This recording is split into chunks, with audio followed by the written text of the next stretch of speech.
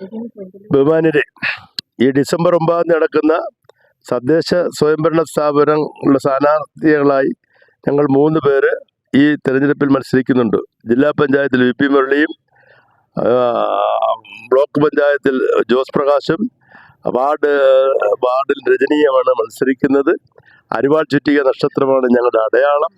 കേരളത്തിലെ ഇടതുപക്ഷ ഗവൺമെൻറ് നടപ്പിലാക്കിക്കൊണ്ടിരിക്കുന്ന വികസന പ്രവർത്തനങ്ങളുടെ തുടർച്ച, അവർക്കൊരു സഹായം, അവർക്കൊരു പ്രേരണയായി ഈ തെരഞ്ഞെടുപ്പിൽ വൻപിച്ച ഭൂരിപക്ഷത്തോടുകൂടി ഇടതുപക്ഷ ജനാധിപത്യ മുന്നണി സ്ഥാനാർത്ഥികളെ വിജയിപ്പിക്കാൻ എല്ലാ സഹായങ്ങളും ഉണ്ടാകണമെന്ന് ഞങ്ങൾ വിനീതമായി അഭ്യർത്ഥിക്കുന്നു.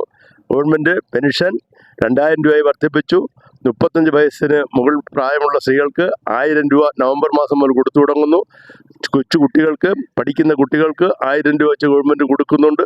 നാട്ടിലെ എല്ലാ വികസന പ്രവർത്തനങ്ങൾക്ക് നേതൃത്വം കൊടുക്കുന്ന ഒരു ഗവൺമെൻറ്റായി നമ്മുടെ ഗവൺമെൻറ് മാറുന്നുണ്ട്. 90,000 കോടി രൂപയാണ് കിഫ്ബി ഫണ്ടിൽ നിന്ന് നാട്ടിലെ റോഡുകൾക്ക്, ആശുപത്രി കെട്ടിടങ്ങൾക്ക്, സ്കൂൾ കെട്ടിടങ്ങൾക്ക് വേണ്ടി ഈ ഗവൺമെൻറ് ചെലവഴിക്കപ്പെടുന്നത്. 35 കിലോ അരി സൗജന്യമായി കൊടുക്കുന്നുണ്ട് ഗവൺമെൻറ്. 1 കിലോ അരി 3 രൂപയ്ക്ക് ഈ ഗവൺമെൻറ് കൊടുക്കുന്നുണ്ട്. അങ്ങനെ എല്ലാ മേഖലകളും ഹാപ്പിനെസ് വേൾഡായി, ഹാപ്പിനെസ് പ്രദേശമായി നമ്മുടെ നാടിനെ മാറ്റിയെടുക്കുന്നതിൽ വലിയ പങ്കാണ് ഈ ഗവൺമെൻറ് ചെയ്തുകൊണ്ടിരിക്കുന്നത്.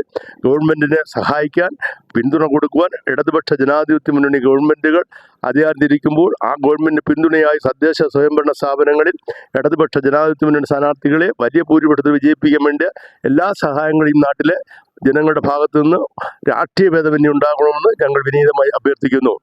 ഇൻകുലാബ് സിന്ദാബാദ്, സഖാവ് വി പി മുരളി സിന്ദാബാദ്, സഖാവ് ജോസ് പ്രകാശ് സിന്ദാബാദ്, സഖാവ് രജനി സിന്ദാബാദ്, ഇൻകുലാബ് സിന്ദാബാദ്, LDF സിന്ദാബാദ്. അഭിവാദ്യങ്ങൾ, അഭിവാദ്യങ്ങൾ, ധീരസഖാക്കൾക്ക് അഭിവാദ്യങ്ങൾ. ഇൻകുലാബ്, ഇൻകുലാബ്, ഇൻകുലാബ് സിന്ദാബാദ്.